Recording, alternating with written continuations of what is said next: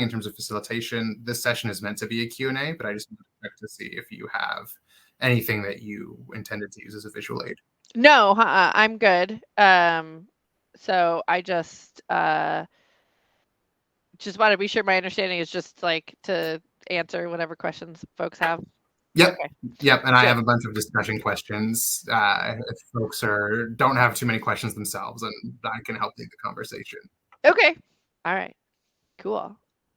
Well, I see we have a couple people here. Hi, Julia. Hi, Jamie. Um, this might be one of those sessions where it's nice to put yourself on camera, or mic just so that we can say hi, but you're also welcome to put a question in the chat. Hello. Um, You. how are you? Good, good. Good. What school? Tell everybody. Tell us what school everybody's from. Julia. Yeah, I'm from Michigan State University. I'm in my master's track. Should be graduating in May. Congratulations. Thank you. Jamie or Jaime? Hi, yes, my name is Jaime. Thank you. And I go to Columbia, and I'm a transfer first semester at Columbia University. Oh, you're brand new. Excellent. Welcome. Yes. And Neva, I know you said earlier what school you're from, but I've already forgotten. No worries. So I graduated from the University of Michigan. And I actually worked a lot with Justin Hodge when I was there, who I know you have a good relationship with. I do. I love Justin. Well, and I am not going to say anything bad about Michigan State, although perhaps I'm contractually obligated to. But have you had Sasha Klein as a professor at Michigan State? Yeah, this is my second semester with her. We're doing advanced advocacy. So. Oh, nice. Nice. Yes, she's lovely. I got a chance so right before the world shut down in February of 2020, I came out to the University of Michigan, and Justin had me come out and give a talk there, which was the first time I had been back since I graduated in 1999, which was a crazy experience.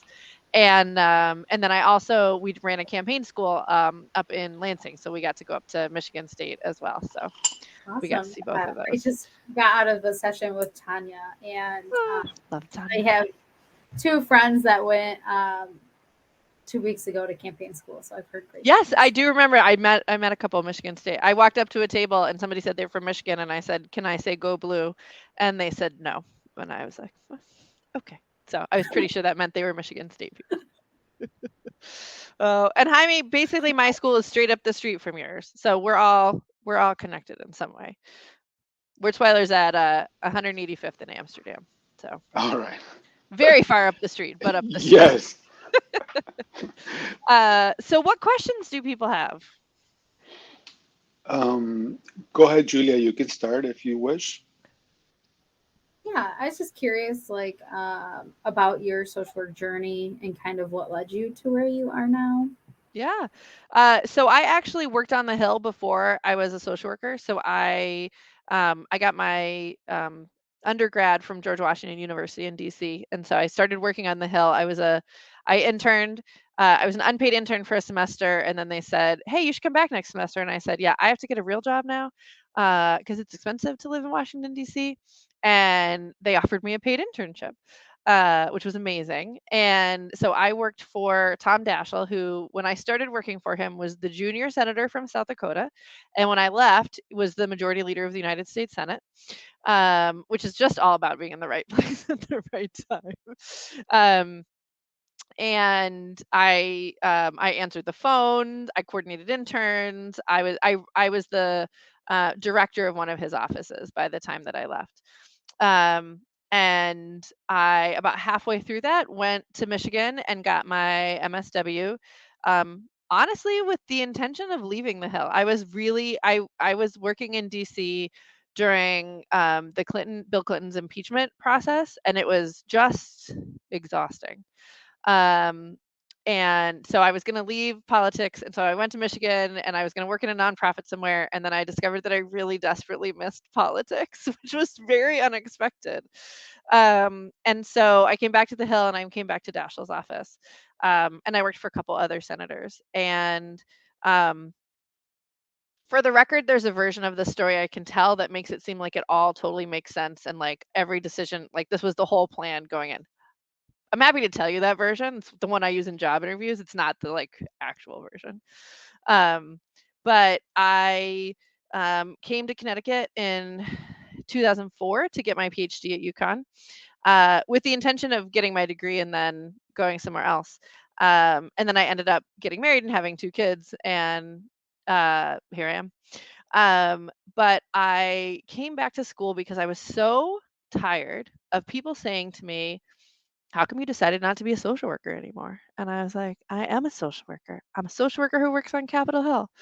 And so my evil plan was to train a whole generation of social workers to go work on Capitol Hill so no one would ever ask me that dang question again. And now I live in a state that, thanks in large part to the Humphreys Institute, has 8 social workers who are elected to our state legislature.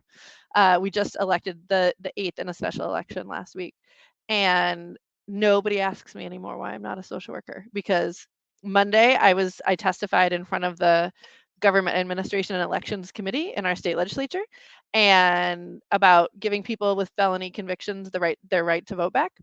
And I want to say there were 6 other social workers who testified at that committee, and there's a social worker who sits on that committee. And I don't think I can take all the credit for it, but I believe my evil plan has succeeded. And that is really what sort of brought me into academia, and what keeps me here is the ability to teach and do research and, you know, perpetuate political social work. So No, I love that. Thank you. I actually think that I'm reading your book that's in the background, the political social work, oh, this for one. Sasha's class. So Oh, nice. I will also never get used to that. Like the idea that I wrote something and then people are buying it is like so it's do a you wild have ride. I don't want to like monopolize, but do you have any advice for somebody who? So I do have interest in the political sphere, just not like running myself, maybe helping on campaigns, but also like my ultimate goal is to get into a PhD program, research, and then be a faculty member. Okay. I just applied to MSU PhD program and did not get in. I'm Okay. almost feel like my scope was too general. Mm. I'm really interested in like violence and power dynamics within institutions, structures such as like the sports like institution, and like the institution of like media, or like college fraternity, like those types. Mhm. So Well, one thing I will say is that in order to teach a practice class in a school of social work, you need at least 2 years of post MSW work experience. So I've worked at a number of places where it is really hard to get into the PhD program if you don't come in with 2 years of work experience, because we know that it's going to be harder to get a job when you get out if you don't have that experience. So I just would say maybe it is that you need to narrow your scope, and a couple years of working will help with that, but it also could just be that it's not impossible to go straight into a PhD, but it's hard, and it's hard like in some ways for good reasons, right? I think when I talk to colleagues in other fields, many of them who are not social workers have no practice experience whatsoever in the thing that they're teaching. And one of the things I love about social work is almost everybody I work with, actually everybody I work with, has some sort of practice experience. Um, I teach at a school where they all have clinical practice experience except for me, so that's got its own stuff. But I think that's really important, right? That like when I'm standing in front of a classroom with students, I'm not just saying this is what the textbook says. I'm saying this is what the textbook says, and this is how it actually works in real life. So that would be the one thing I would say to that. If what you're really interested in is a PhD eventually, I think looking for um, opportunities to do research is really going to be a good sell for you, whether that's policy research or working as a research assistant for a professor. And I would definitely talk with your faculty about suggestions that they have for that. The other thing I would say is, I don't know, I think sometimes people think about like sort of the high, working for like maybe a senator is like being higher status than working for a House member, or working for the federal government is like higher status than working for the state legislature. Um, But one of the nice things about working for a state legislature or working for House rather than Senate is that you do a little bit of everything. So like working for, your average senator has, I don't know, 40, 45 people on staff, maybe. I don't know what that number is. Don't quote me on that. I just made that up off the top of my head. Um, but like you do one really specific thing, right? Where my friends who work for the state legislature, they do everything.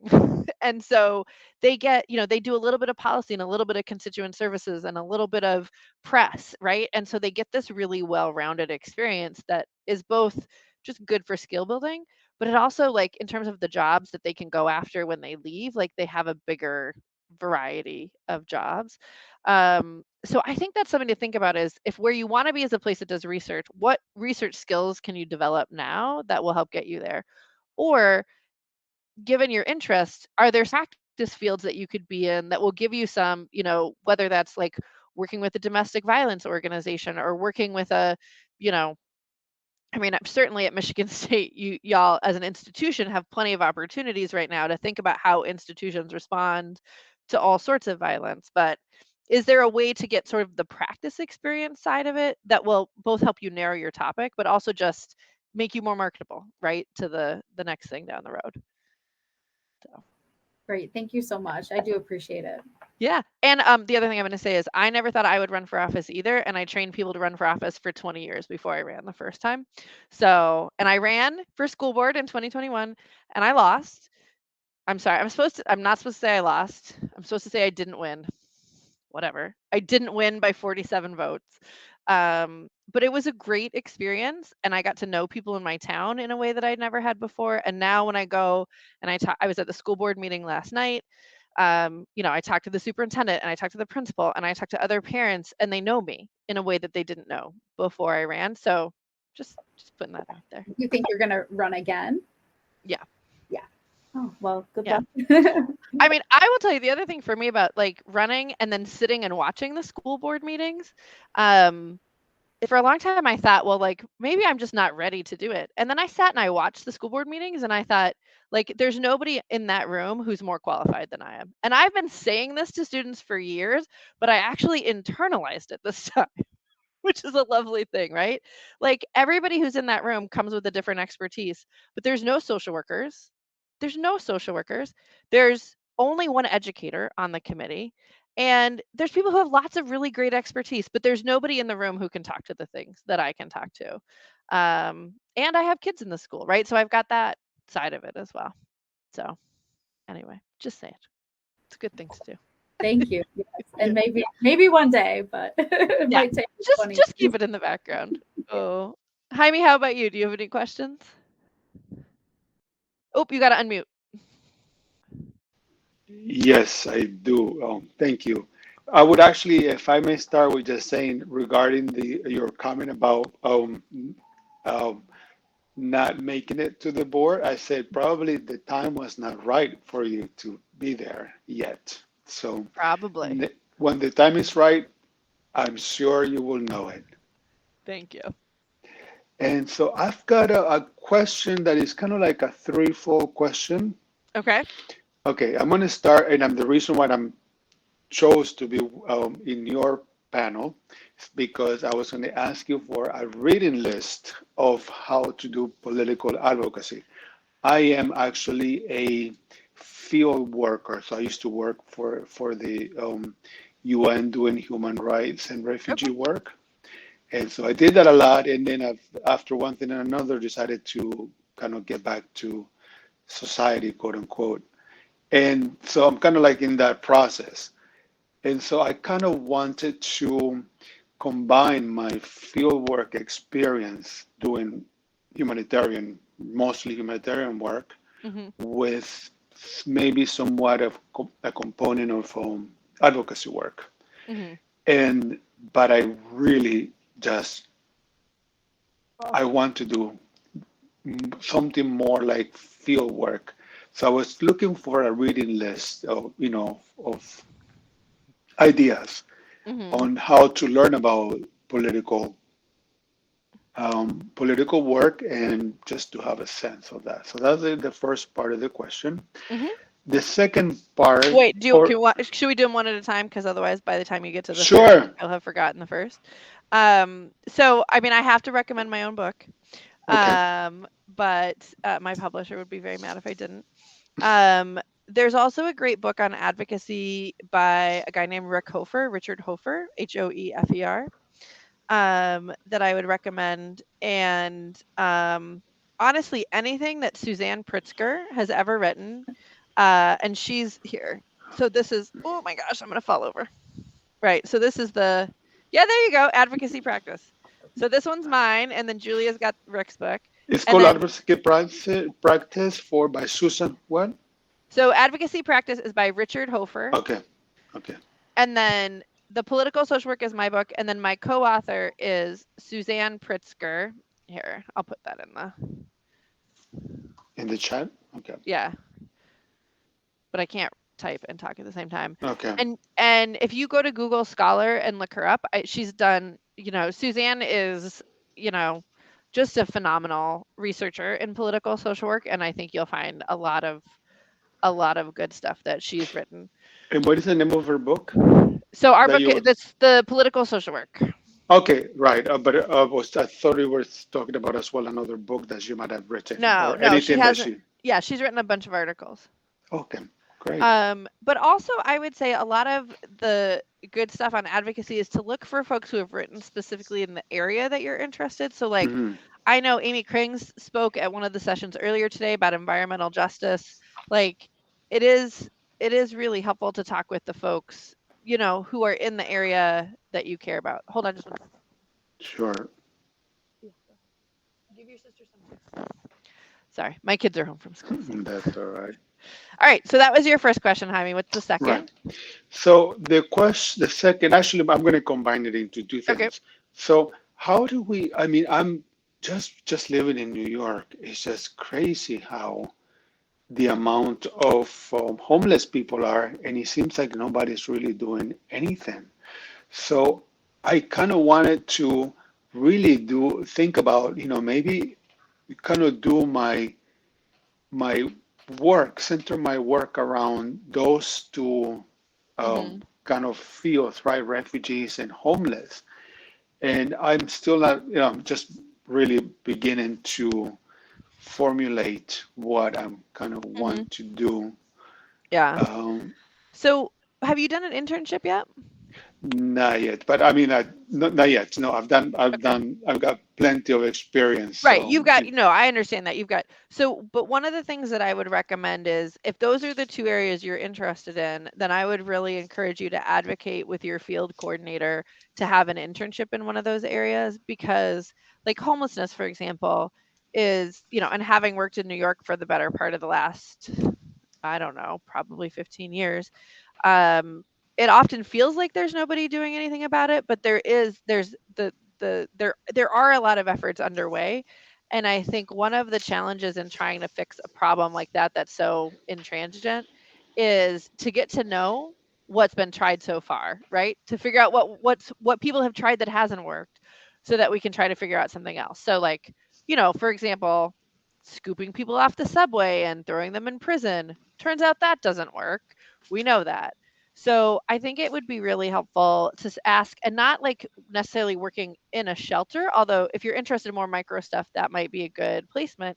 But also, like, are there homelessness advocacy organizations or coalitions that you could connect with as part of your placement, just to get to know the lay of the land, what's been tried, you know, if people haven't tried solutions that seem obvious to you, why is that? Is that because nobody's thought of it, or is it because it hasn't been considered politically tenable, right? I think those kinds of things are just, especially when and I'm not from Connecticut originally, so I felt like I needed to just sort of ask a lot of questions when I first got here about why do we do this and why don't we do this? And sometimes the answer was like, oh, we did try that and it didn't work. Sometimes the answer was, well, that's just not the way we do things here. And that was really helpful to me to say, like, if we've tried it and it didn't work, it's harder to get people to do it again. If that's not the way we do things here, well, that's something that I think it's like you can push on that a little bit, right? Because there's no example of it not working. We did that in Connecticut with early voting. So Connecticut is one of 4 states in the country that doesn't offer early voting. Um, and we were able to get a constitutional amendment passed in November to change it. But a big part of that was just we had to get over this idea people had that that's not how you vote. But I wasn't going up against, oh, we tried to do that and it failed, right? I was just trying to do a new thing that nobody had tried to do before. So I don't know if that makes sense. It does. It absolutely makes sense. Well, I mean, yeah, sometimes people are just, or organizations are very just set in their ways, and Yes. that's it. Yes. Agreed. Agreed. And I think, I think that your internships are a great chance to try something that you haven't done before and get to know a field really from the inside. Um, I think I when I went into my internship, my main concern was um, if it was going to work around my schedule, which is just the reality of what my life was like when I was an Mhm. MSW student. But if I had to do it over again, like I had a classmate who did her internship in Lansing at the state capitol. And at the time, I was working 2 jobs. So I was like, well, I can't do that and get back to work the movie theater at night. But she got way more out of that internship than I did at my internship that was local. I'm not going to say the name of it because Nebo might know it, and I don't want to like be mean about an existing organization. But um, I picked it based on convenience, and I don't want to beat up on 24-year-old Shannon, but I think your internship is an incredible opportunity to try something new and push yourself out of your comfort zone. And I wish I'd done more of that. So. Yes, thank you. Oh, you had a bad. Oh, I'm sorry to hear that. Oh, he just put in. Nevo just put in the comment that he had a bad internship experience here. It would be really funny if it was the same place. We won't talk about it on a recording, but I'm very curious. So, other questions? I have a question Yeah. that hearing you talk about moving or being in Connecticut, being in a new place and getting politically involved, a conflict I've thought about is as a social worker, I want to lean into the value of honoring communities and respecting the knowledge in communities. But what is an appropriate way to become politically engaged and active in a new community and to bring positive energy and a lot of energy to a new space without stepping on any feet or ignoring experiences that community has had for generations and why things are done the way they're done, sometimes for good reason? Yeah. No, that's a great question. I think I have a couple of thoughts to that, which is actually one of the people we should invite to participate in this in future years is my colleague Todd Van Adestein, who's at Westchester University. Todd is a white guy who did a lot of anti-racism organizing in New York and is one of those people who can really talk eloquently about the ways that if for me as a white person can support communities of color without coming in as the expert and like pushing their expertise and their experiences aside. Um, but I think, so one of the things that at the campaign school at UConn that we do with folks when they're thinking about running for office is that we say, okay, like make a list of the 50 most influential people in your community. Not the most important, right? Most influential, right? So the rabbi at the synagogue and the pastor at the church and the person who runs the deli that, like for me, there's like a diner in town that everybody comes through, right? You got it. Like the woman who runs the diner knows everything about everybody, right? And you make a list of those folks and then you sit down and talk with them and you shut up and you just listen, right? Like what are the important issues in this community? What is your experience? What do you think we need to do? um, and I think like Kate always calls that a listening tour, and I think that's so important because sometimes we come into a new community with I think you said it really well, like all of the energy and excitement and commitment in the world. um, but it's not always well received. If it comes across at all as I know better than the folks who are already here, then people will feel that, right? And they will shut down and they will be done with you. So that's the first thing, is to do like an informal listening tour and hear what people have to say. I also think that because in this, I don't know, I don't think it's an officially a post-COVID world, but whatever we're calling this today, because in many places you can now still access public meetings virtually, it's so much easier to have a good sense of what's going on. So I went to my school board meeting last night in person because when I can, I like to be there in person. I think you get a lot of good nuance from stuff, but you don't have to, right? Like you can watch it online and get a sense of what's going on. Um, I get on when I move to a new place, I get on every mailing list, right? My email is a dumpster fire, right? Because I'm getting like the Desegregate Connecticut email list and the NISW Connecticut mailing list and the NAMI Connecticut mailing list and I mean, you name it, I'm on their mailing list. But like I don't read them all, to be totally honest, but I'm getting like, okay, these are the important issues. And I'm getting the sense of like, okay, well, these people that I think are doing a good job are talking about the same thing as these people over here, right? Like, okay, like maybe that's a good thing that I can come into. Um, so I guess that's sort of where I want to. I feel like it's an important place to start with respecting the folks who are already there. Um, and then sometimes it is, as somebody who's coming in to say like, okay, well, yes, it's the way, yes, in Connecticut, you've always voted between 6 a.m. and 8 p.m. on election day. I hear you, but I think we can try something different, right? Like, it's not like I say like, oh, well, you've always done it this way, and I hear that you really like it that way. Like, there's no change possible. Um, but like, I wouldn't have written an op-ed in the paper on early voting my first day in town, right? Like I wrote an op-ed in the paper on early voting when I'd been here for a while and I knew the players and I know like where I can push better than I did when I first got here. I don't know. Does that answer your question? Yeah, it definitely does. I think what I'm hearing is building relationships, learning the community, and taking some simple but very powerful steps into ingraining yourself in the community, Mm-hmm. and then using that knowledge, using that ingrainment, the relationships to go from there, rather than just diving in and saying, okay, this worked here previously, or I have this academic knowledge that this is a better policy, so let's do it, because no one's going to listen to you. Or, I mean, some people might listen to you, Mm-hmm. but yeah. Yeah. Well, and I think really the word you said there that I didn't and I should have is relationship, right? Like we're social workers. Mhm. Everything is about relationships. And some of that is like just showing up. And that's one of the things that was so hard during COVID because people stopped having like events. But when I first moved here, like and I didn't have any money, right? Like I was getting my PhD. I had quit like a job that paid actual money to come here and have no money. Um, which I don't know, I guess was a good idea. At the time, it was really scary. I didn't know anybody here. I didn't know one person in Connecticut when I moved here.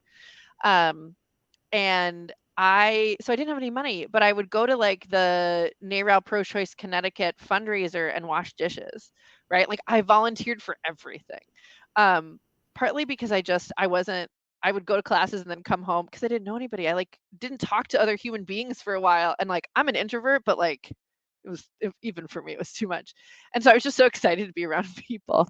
But I like, I would show up at the things that cost $20 to get in and show up at the things that you could just volunteer at, right? And just like people start to see you around and they know that you're committed, right? You're giving up your evenings and like we do a rid litter day in Bethany and we go walk the sides of the street and pick up all the litter in the spring.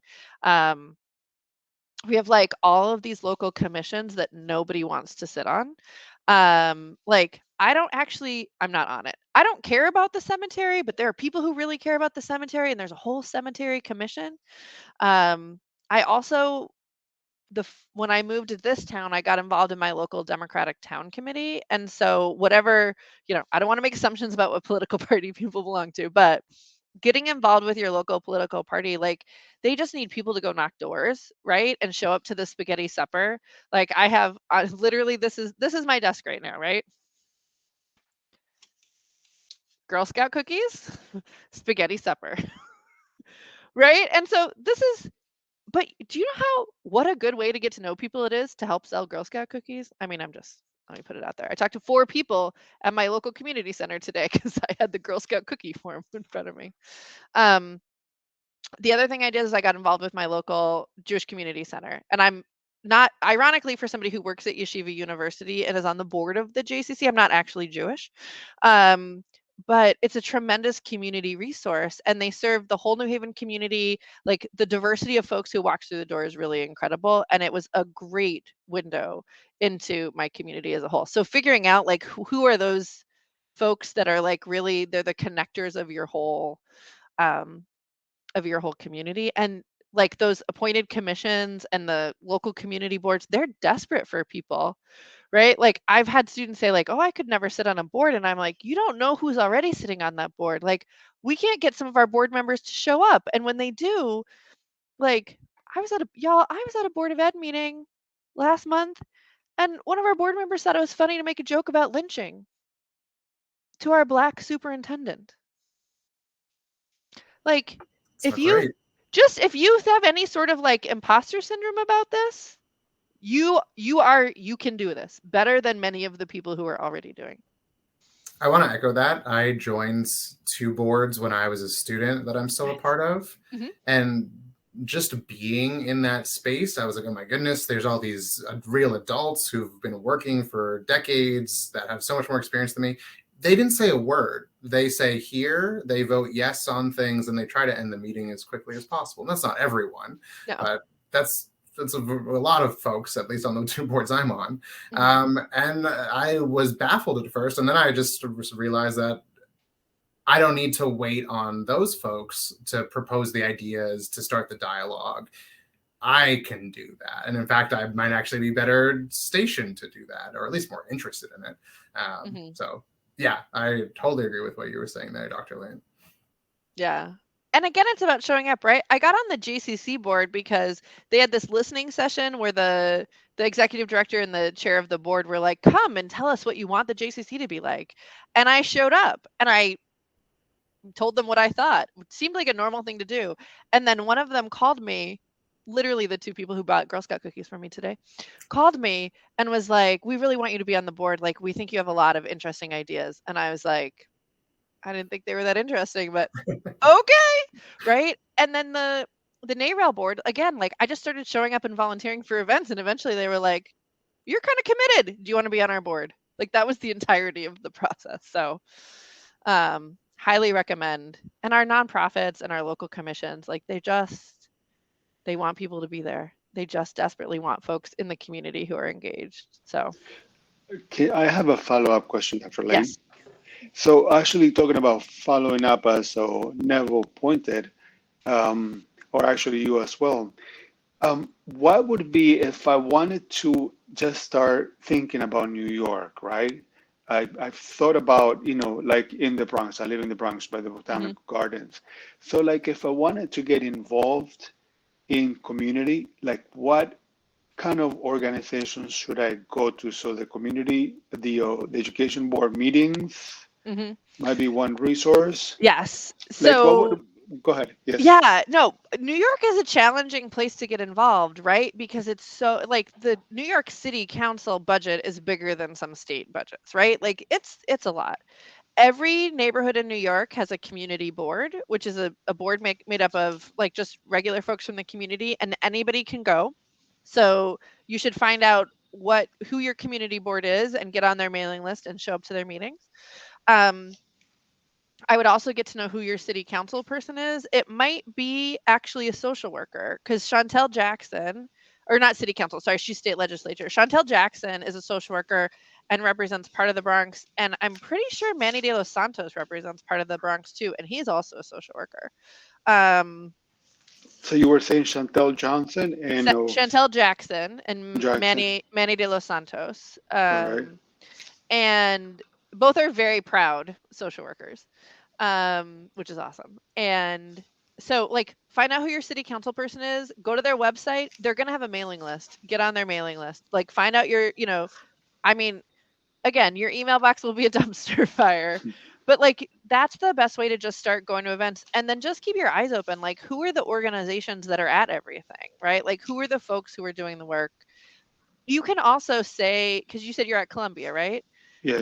You can say, I'd really like an internship in the Bronx, right? Like, not because I don't want to, like, not because of convenience, right? But because I want to get to know, like, if you think you're going to stick around, then you want an internship that helps you get to know the Bronx, right? Right. Um, I also have, if you want, here, I'm going to put my email in the chat.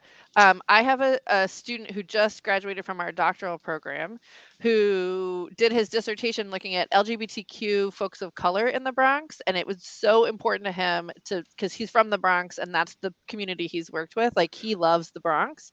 I would be happy to connect you with Dr. Fuertes because I think um, he would love to encourage that. And he's just a great guy. So just double checking here. You've got three N's on your name. Shannon, right? Two Shannon. Shannon. Did I I spell saw it right? three N's. No, it's just Yeah. two in the middle, not Okay. three. Oh, Yep. but in your name is with three N's. Yeah, your Oh, conference they put it placard wrong. name. That is so weird. I didn't even notice that. No, it's just two. Okay. Huh. And then while we're here, you mentioned I Todd didn't even notice that. You mentioned Todd Benerstein earlier. Oh, who did I mention earlier? Todd Oh, Benerstein. Fanatic. You'll never get this. How do Todd. you? Okay. Because so There we go. yeah. Vanadestein. Okay. Todd's dissertation was an analysis of policies in Baltimore around race. So he took policies around public health in Baltimore and looked at how they Mhm. talked or didn't talk about race and racism. Mhm. It's an amazing dissertation that he's turned into several articles, and he did a ton of organizing in New York City early in his career as well. Todd is amazing. Is he still in New York? No, he's in Pennsylvania. He's at Westchester University in Pennsylvania Okay. now. All right. I might look it up. And Yeah, maybe. Todd's awesome. Todd's awesome. Okay, may I tell him that Oh I yeah, kind of heard about him absolutely. through you? Okay, Tell perfect. him text me back because he didn't respond to my last Okay, text. I will do that. Text her back. All right. Yeah. I texted him and I was like, "Hey, I haven't heard from you for a while." Nothing. All right, I will do that. Oh, but I do think, like, you know, for all three of you, right? Like, obviously, Nevo being at Michigan, like, you're connected with Justin. Like, use your faculty as resources, right? Like, Sasha's really connected in Michigan. There's so many great faculty at Columbia who are doing really great work in the community. It doesn't just have to be folks you had in the classroom, right? Like, I get emails from students all the time who are, because they'll be like, express any interest whatsoever in a macro thing, and whoever they talk to on my faculty is like, oh, go talk to Dr. Lane. And so I get emails all the time that are like, so I hear you're an expert in this, and I'm like, I am not, but here, this is the person who is. And like, social work academia is social work is a small world. New York social work, you would think, would be, New York educates 1 out of every 5 social workers in the country, and yet it's still an incredibly small world. Like, we're all connected, and like, social workers love to help other social workers, and if you find people who don't want to help other social workers, just ignore them. They're the aberration. They're the outlier. They're not the norm. So, Yeah, other questions? Oh, go ahead. I was just saying that, yeah, I'm coming this to like a totally new profession, which is interesting. I mean, what the work that I do right now is actually social work, and I was like, you know what? I think I'm about to study that. So I love that. My family has done social work forever, Oh, so good. Nice. it's just that in us in the blood. It's just that nobody had really taken it up to go to school and do To the that. professional, yeah. Right. I will tell you, I had no idea what social work was. I mean, I have a bachelor's in psychology because I'd never heard of social work.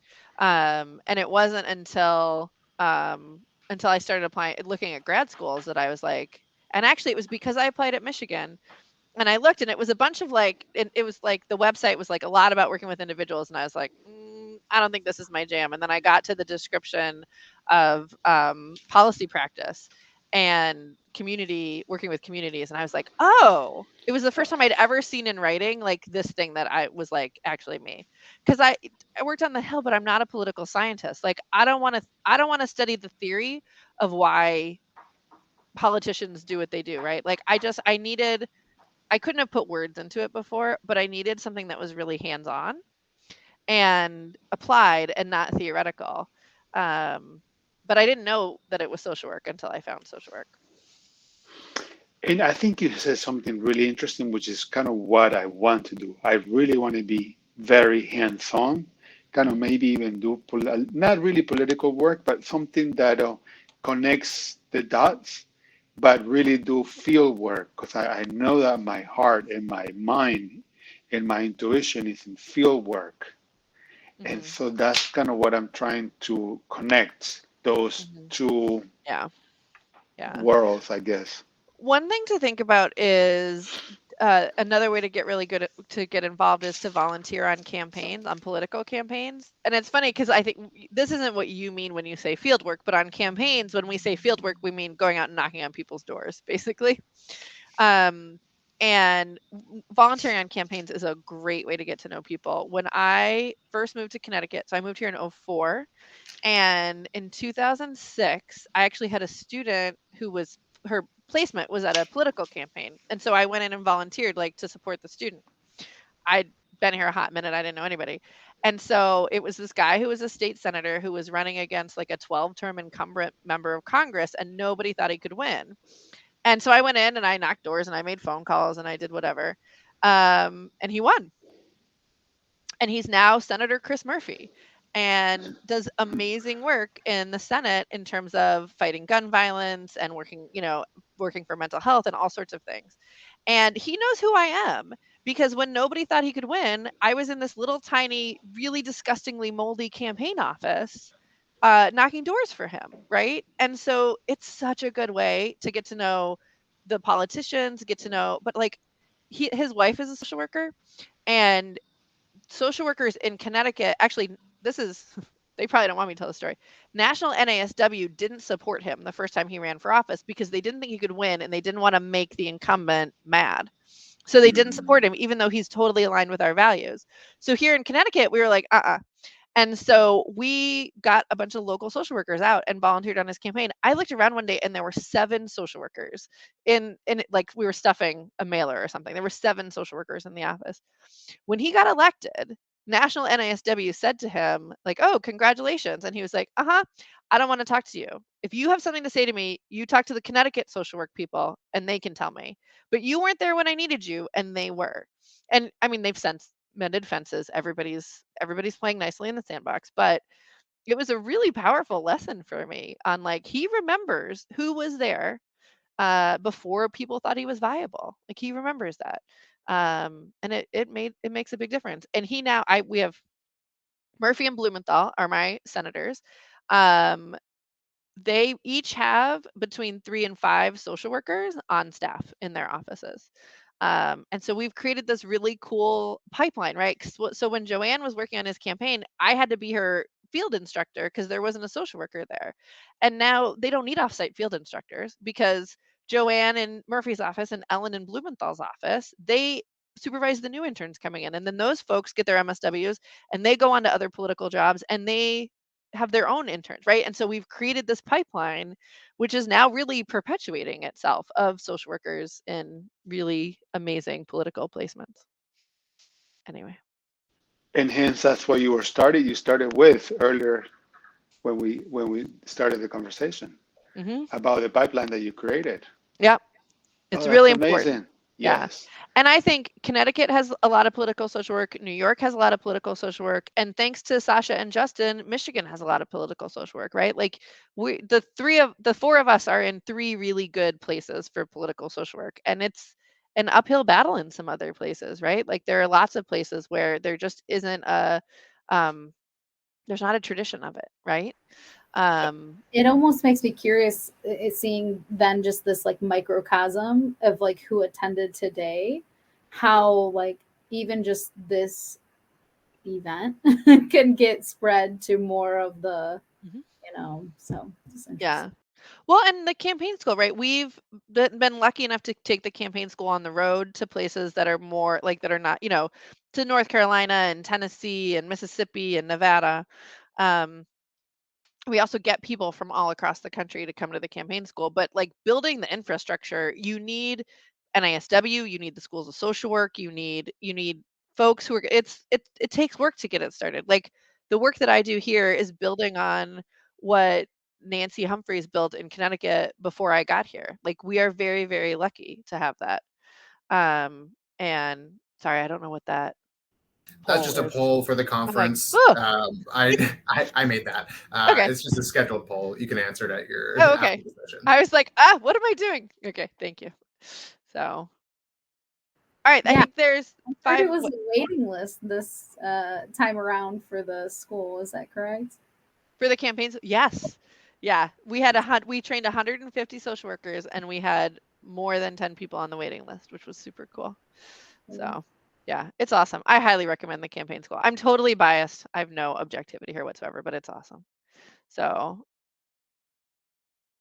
I definitely recommend it. All right, 5 minutes left, right? What other question? Anything else we should talk about? Can you hear the cartoons in the other room? It's not cartoons. Oh, it's some YouTube thing. Much rather be here with you all. When do you know? I've got a question. When do you know when you're like burning out? So I think I'm trying to think of like the Cliff Notes version of this. I think we talk about burnout in social work when we actually mean systematic failures. So I think that most social workers who are burned out because we are in institutions that don't support us and systems that are expecting too much of us and not giving us the resources to do it. So with that caveat, I know that I am burned out when I would rather clean than do my job, which I hate cleaning. um, and when I start to feel depressed, right? When I start to like I'm not sleeping and I'm cranky, those two in the other room will tell me when I'm burned out because they'll be like, "What is wrong with you?" Um, so that's how I know. But I mean, like, right, the definition of burnout is really around starting to get disengaged from the work that you do and the people that you do it with. Um, I think as long as we continue to under resource social work the way we do, we will continue to see really high levels of burnout. When I took my students up to Albany to the state capital in New York um, a month ago to advocate for student loan forgiveness for social workers, and that is not based on licensure status, given that we know that the licensure exam is racist.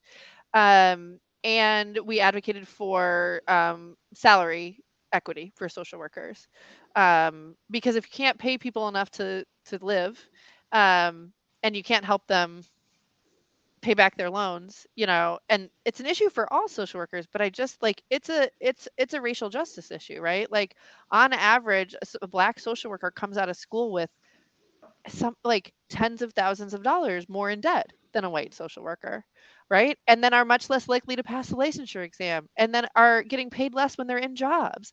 So for me it's a racial justice issue. um that's not the question you asked. Sorry, I can't help myself.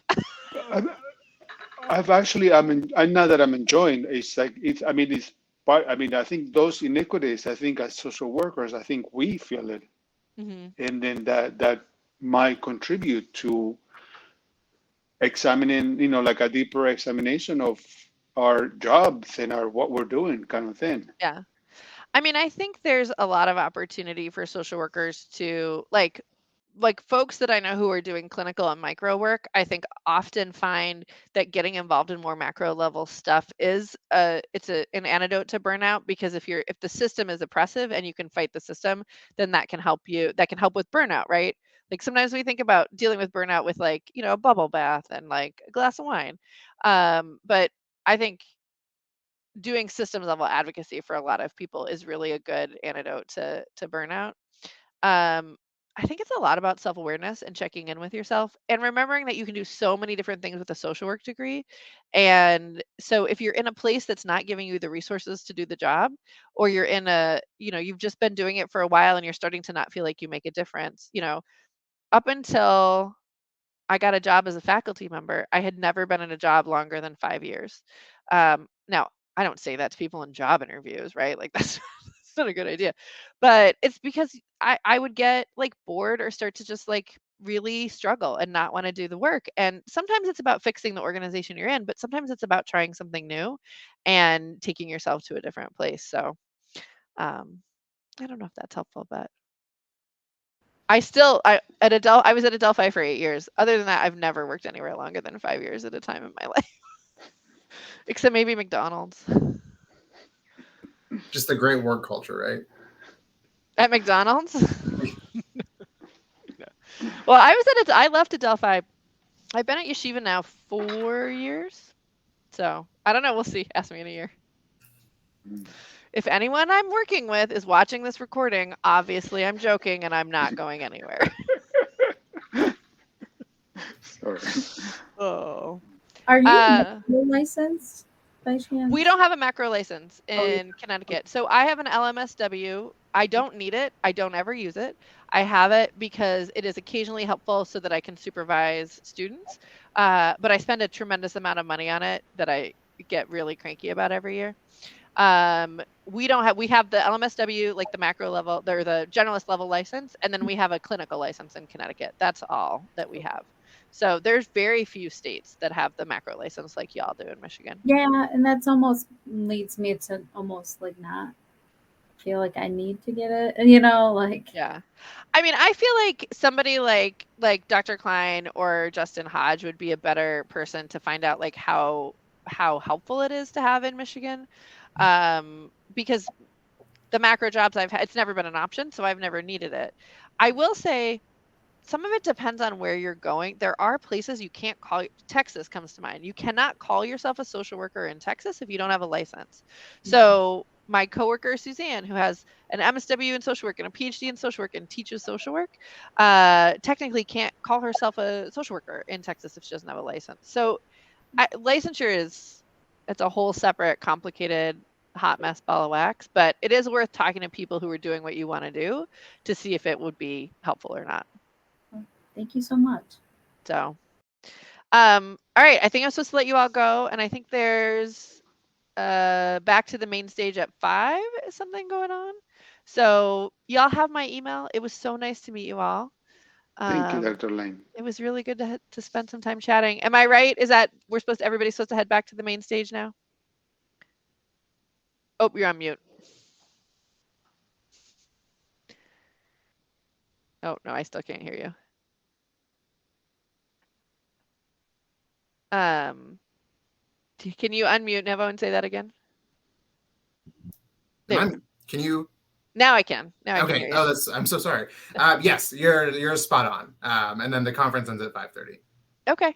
Awesome. All right. Well, stay in touch, everybody. It was so nice to meet you all, and good luck. And Julia, congratulations on your graduation. Just around the corner. Thank you. So, all right. Thanks, everybody. Bye, everyone. Thanks, Dr. Lane.